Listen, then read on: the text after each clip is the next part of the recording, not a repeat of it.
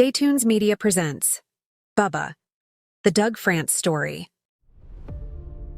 Doug France had once been a giant among men, both in stature and in reputation.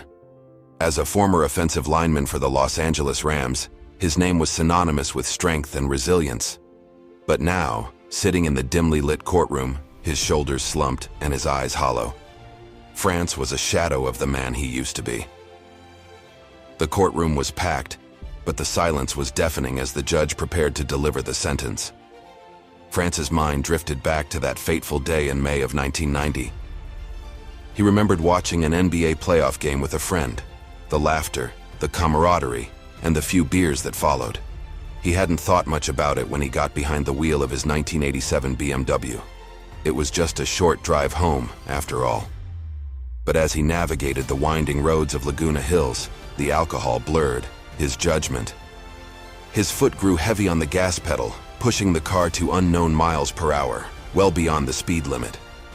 As he rounded a curve on Aliso Hills Drive, his car crossed the center line. The blaring horn of the oncoming Mazda was the last thing he heard before the impact.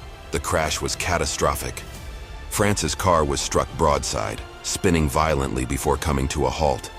In the aftermath, as he drifted in and out of consciousness, he could hear the sirens wailing in the distance. He felt pain, sharp and unbearable from his shattered pelvis, and a throbbing in his head that he later learned was from a severe concussion. But it wasn't the physical pain that haunted him the most.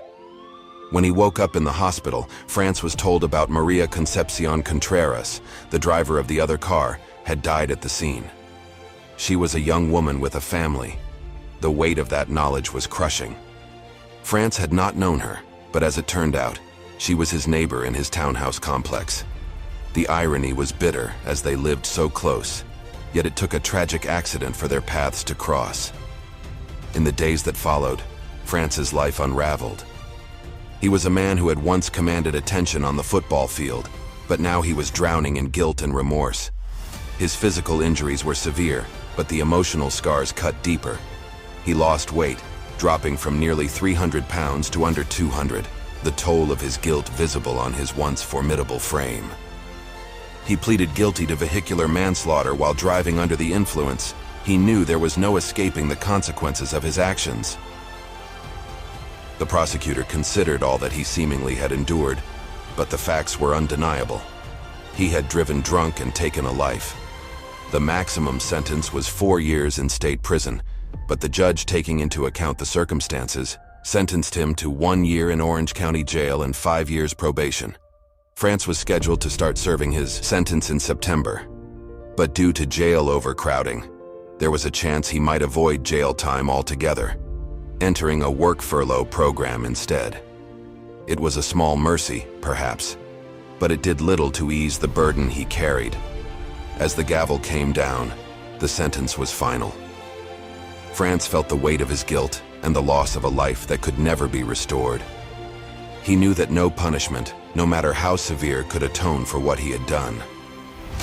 The courtroom emptied around him, but he remained seated, alone with his thoughts, haunted by the memory of the woman whose life he had taken and the man he had once been. Bubba, as I knew him at Colonel White High School in Dayton, Ohio, where we had been teammates on the wrestling squad, also faced an uncertain future beyond the legal and deep emotional shame.